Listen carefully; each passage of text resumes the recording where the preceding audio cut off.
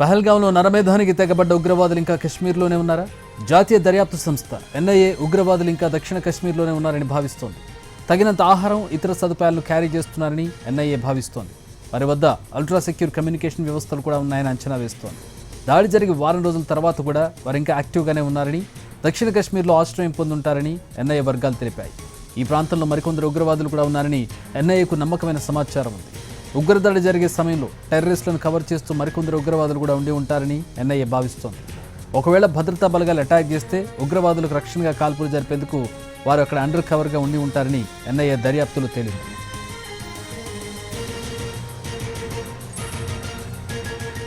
ఉగ్రవాదుల వద్ద కొన్ని రోజులకు సరిపడా ఆహార పదార్థాలు, నిత్యావసరాలు, ఇతర సామాగ్రి ఉండి ఉంటుందని ఎన్ఐఏ భావిస్తోంది. ఇతరుల సహాయం లేకుండానే వారే సొంతగా అటవీ ప్రాంతాల్లో ఉండగలిగేలా సామర్థ్యం కలిగి ఉన్నారని ఎన్ఐఏ అంచనా వేస్తోంది. పహల్గాం దాడి తర్వాత దర్యాప్తు చేపట్టిన ఎన్ఐఏ కీలక సమాచారాన్ని సేకరిస్తోంది. ఇప్పటికే ప్రత్యక్ష సాక్షులను ప్రశ్నిస్తోంది.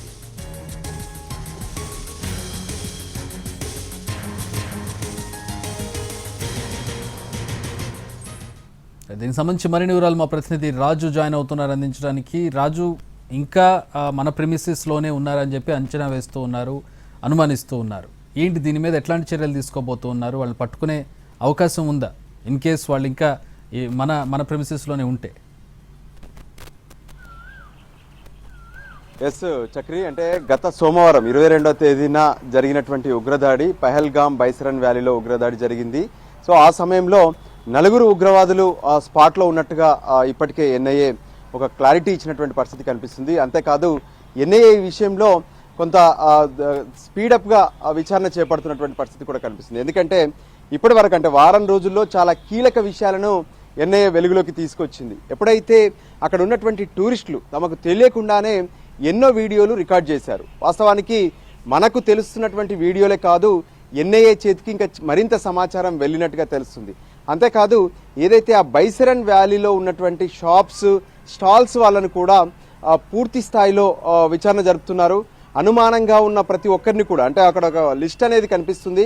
బైసరన్ పిక్నిక్ స్పాట్లోకి ఎంట్రీ అవ్వాలంటే ఖచ్చితంగా టోకెన్ తీసుకున్నటువంటి టూరిస్టులు మాత్రమే వస్తారు. సో దానికంటే ముందు ఎవరైతే అక్కడ షాప్స్ పెట్టుకున్నారో వాళ్ళందరూ కూడా రెగ్యులర్గా అక్కడికి వచ్చేటటువంటి వాళ్ళందరికీ ఒక గ్రూప్ అనేది ఉంది. సో దాంతోనే ఎవరెవరు లోపల ఉన్నారు, ఆ సమయంలో గత కొంతకాలంగా వాళ్ళకి సంబంధించినటువంటి వివరాలు ఏంటి అనే దాని మీద కూడా ఫోకస్ పెట్టారు. సో దానికి అనుగుణంగానే ఉగ్రవాదులకు ఈ పహల్గాం బైసరన్ వ్యాలీలో ఉన్నటువంటి కొందరు సహకరించారనే విషయం పైన కూడా పూర్తి స్థాయి ఫోకస్ పెట్టి ఎన్ఐఏ విచారణ జరుపుతుంది. ఇక మరోపక్క ఉగ్రదాడి జరిపి అంటే దాదాపు 9 రోజులు అవుతున్నా నిజంగా వీళ్ళంతా ఎక్కడ ఉన్నారనే దాని మీద ఇప్పుడు ఎన్ఐఏ, దాంతోపాటు అక్కడ ఉన్నటువంటి సిఆర్పిఎఫ్ కూడా ఎప్పటికప్పుడు కూంబింగ్ నిర్వహిస్తున్నటువంటి పరిస్థితి కనిపిస్తుంది. అయితే దీంట్లో మాత్రం ఖచ్చితంగా ఆ ఉగ్రవాదులు ఏదైతే ఆ పక్కనే ఉన్నటువంటి దక్షిణ కాశ్మీర్లోకి ఎంటర్ అయ్యి, దక్షిణ కాశ్మీర్లో ఉన్నటువంటి దట్టమైనటువంటి కొండలు, అడవుల్లో మాత్రమే వాళ్ళు ఉన్నట్టుగా తెలుస్తుందని చెప్పి ఎన్ఐఏ నుంచి వస్తున్నటువంటి సమాచారం. సో దానికి అనుగుణంగా ఒకవేళ అంటే అదే స్పాట్ను ఎందుకు ఎంచుకోవాల్సి వచ్చిందనేది కూడా చాలా కీలకంగా చెప్పుకోవచ్చు. పహల్గాం అంటేనే ఒక mini Switzerland. So mini Switzerland పర్యటన కోసం వచ్చినటువంటి వాళ్ళందరూ కూడా అక్కడ నుంచి 4 కిలోమీటర్లు ట్రెక్కింగ్ చేసిన తర్వాత కనబడేటువంటి ఈ బైసరన్ వ్యాలీని ఖచ్చితంగా చూసేందుకు వస్తారు. ఎందుకంటే అక్కడ ఉన్నటువంటి వ్యూ నిజంగా అంటే భూతల స్వర్గంగా కనిపిస్తుంది. ఒక గ్రీనరీ, ఆ తర్వాత దట్టమైనటువంటి అడవి, ఆ తర్వాత మంచు కొండలు, ఆ తర్వాత నీలి రంగులో ఉన్నటువంటి ఆకాశం, అంటే ఎటువంటి పొల్యూషన్ ఉండదు. సో అందుకే భూతల స్వర్గం అని చెప్తూ ఉంటారు. సో ఆ స్వర్గానికి వెళ్ళాలనుకున్నటువంటి వాళ్ళందరూ కూడా నరకాన్ని అనుభవించినటువంటి పరిస్థితి కనిపించింది. సో ఉగ్రవాదులు కూడా ఇక్కడ టార్గెట్ చేయడానికి కారణం ఒకటే, కింద ఉన్నటువంటి సిఆర్పిఎఫ్ కావచ్చు, లేదంటే ఇతర బేస్ క్యాంపుల నుంచి ఎవరైతే ఆ ఫోర్స్ పైకి రావాలంటే కనీసం, అంటే వాళ్ళకి సమాచారం అందితే కనీసం అరగంట పడుతుంది. సో ఈలోగా తమ టార్గెట్ పూర్తి చేసుకుని వెళ్ళొచ్చని అనుకున్నారు.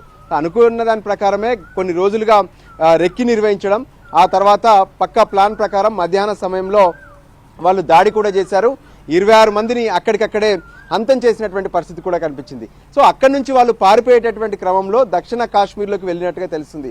అయితే ఎవరి సిగ్నల్స్నైనా ట్రేస్ చేయగలిగేటువంటి టెక్నాలజీ ప్రస్తుతం భారత్ వద్ద ఉంది. అయినప్పటికీ కూడా వాటి ఎవ్విటికీ దొరకకుండా ఉగ్రవాదులు మాత్రం పూర్తిగా ఆల్ఫాకు సంబంధించినటువంటి టెక్నాలజీని వాడారు, ఆల్ఫా సెట్స్ను వాడినటువంటి పరిస్థితి కనిపించింది.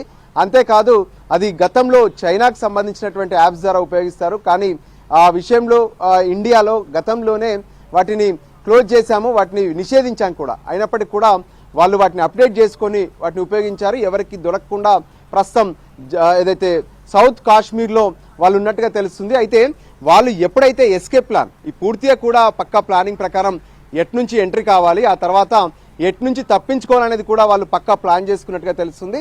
అందులో భాగంగానే వాళ్ళ వద్ద పూర్తి స్థాయి సరంజామా, అంటే ఒకసారి ఎస్కేప్ అయ్యేటప్పుడు తమ వద్ద ఆహారం, దాంతోపాటు నీరు, మరికొన్ని అవసరాలు పూర్తిగా వాటిని కంటిన్యూ చేసుకునేలా కూడా వాళ్ళు ప్లాన్ చేసుకున్నట్టుగా తెలుస్తుంది. సో వారం రోజులు అవుతున్నా కూడా ఇప్పటికీ వాళ్ళ జాడ దొరకట్లేదంటే వాళ్ళు పక్కా ప్రణాళికతో అక్కడ దాక్కున్నారనేది మాత్రం స్పష్టంగా అర్థమవుతుందని చెప్పి ఎన్ఐఏ చెప్తుంది. అయినప్పటికీ కూడా ఖచ్చితంగా వాళ్ళను పట్టుకొని తీరుతాము, వాళ్ళనే కాదు వాళ్లకు స్కెచ్ ఇచ్చినటువంటి వాళ్ళను, వాళ్ళ వెనక ఉన్నటువంటి వాళ్ళను, ఆ తర్వాత మొత్తం ఉగ్రవాదాన్ని పెంచి పోషిస్తున్నటువంటి వాళ్ళను కూడా వదిలిపెట్టే ప్రసక్తి లేదంటూ ఒకవైపు ఎన్ఐఏ విచారణ జరుపుతుంది. మరోపక్క భారత భద్రతా బలగాలు కాశ్మీర్లో ఉన్నటువంటి కొండల్లో, దాంతోపాటు బార్డర్ ప్రాంతంలో కూడా పూర్తిగా కూంబింగ్ నిర్వహిస్తున్నటువంటి పరిస్థితి కనిపిస్తుంది. Chakri. Alright, thanks for the updates Raju.